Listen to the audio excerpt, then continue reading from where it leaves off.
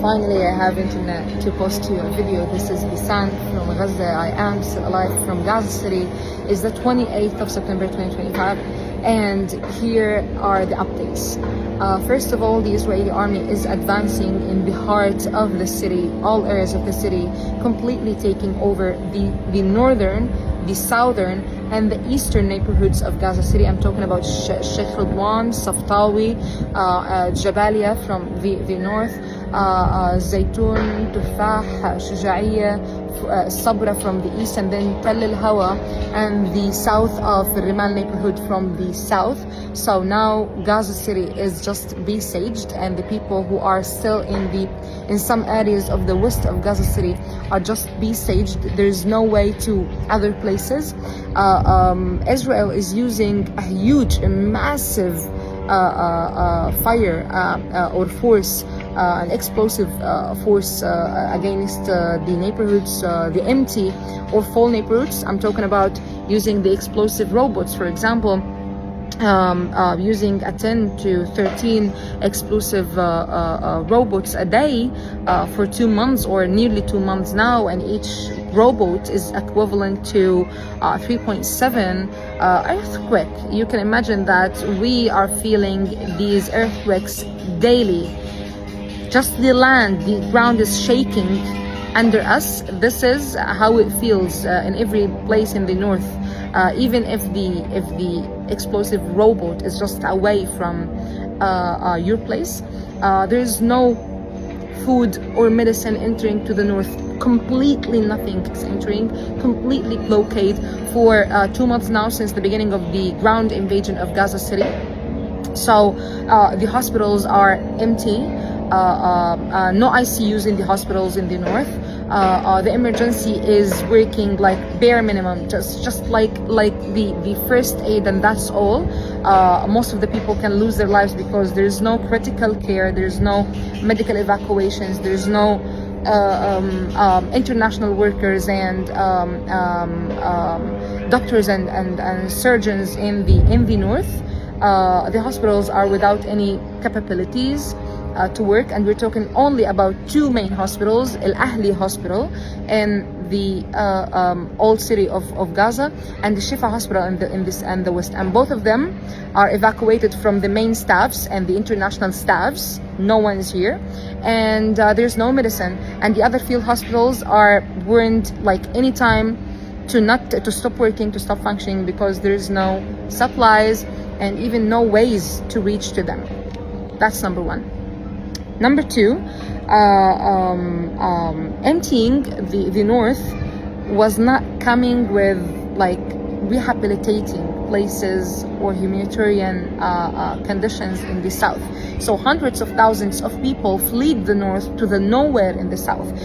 They fled because the Israeli army committed and is still committing massacres and bombing whole residential places and tents and camps and every single place that can be safe, at least how people see it, safe.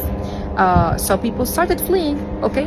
But there in the south, there's no tents, no empty places, no area. About 90% of Gaza Strip area is taken and controlled by the Israeli army. So 2 million people are just squeezed in a very small, tiny area, coastal area in the west of Gaza Strip, Mawasi area of Khan Yunis, some areas of the middle of Gaza, and then it cannot be counted actually, because not a lot of not huge area in Gaza City in the west.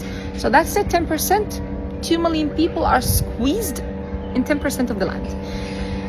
That's an important thing, but it's not only the area, the food, the medicine, the water, it's also the infrastructure itself. There's no housing, field hospitals, field schools, field food distribution points. And actually, just because something horrifying is happening, it doesn't mean that other horrifying things stopped to happen or just are not happening anymore, because people are still until now dying on front of the GHF, what so-called the Gaza Humanitarian Foundation distribution points in Netzarim, in a place called the Shakush, or in Rafah distribution points. So people are dying while trying to obtain food, and actually nothing is changing except to the worst. Yani no one is witnessing better conditions in the water sector, in the food sector, in the humanitarian aid distribution sector. No more, for example, lands to put the tents. No more sovereignty over anything, Palestinian sovereignty over anything related to humanitarian aid, lands to put tents, schools, hospitals, etc. Nothing. Everything is just getting worse and accumulating. When the sufferings are accumulating, when it's not only there's no hospitals, it's not only there's no food, it's no hospitals, no food, people are evacuating, displacement, ground invasion, more and more people are dying because of starvation. Until now, every day, children are dying because of malnutrition every day. So nothing is just stopping to happen. Everything is happening and still happening and getting worse at the same time. So you can tell that when you just focus on something else, it doesn't mean that the thing you were focusing before stopped to happen. There's nothing like that. What else? I'm trying to give you all the updates because I lose connection. I just lose connection, and finally I got this internet, so I feel overwhelmed. I feel that I need to give you most of the information you need. What I want you to know is that Israel is doing everything deliberately. Israel is destroying as much as it can during this invasion to make this place unlivable, to make this place impossible to be rehabilitated, for the people to return to live in it. I'm talking here about Gaza City, where 1 million people were in only 5 weeks ago, before starting mass destroying every place using explosive forces and the tanks and the random shootings and the quadcopters and the massacres. Israel is doing this while knowing that a place when it's empty and destroyed and without any infrastructure, that means that people won't return to it, especially after years of being surviving this genocide.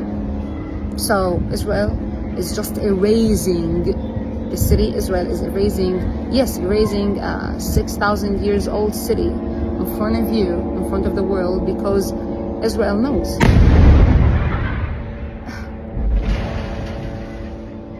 Because Israel, oh God, that was so loud.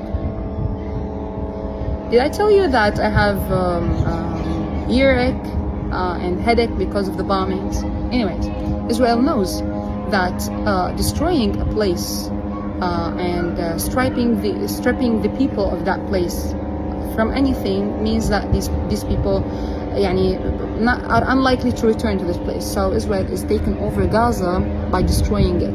A 78 years old occupation is erasing a 6,000 years old city like Gaza. And just remember it, because we have the memory and the voices and our acts to change, and we need to start changing more, and again, faster and more. As fast as we move, as fast as we change, as more we rescue, and as more we maintain in Gaza City. And I have, أقسم بالله داني أجعتني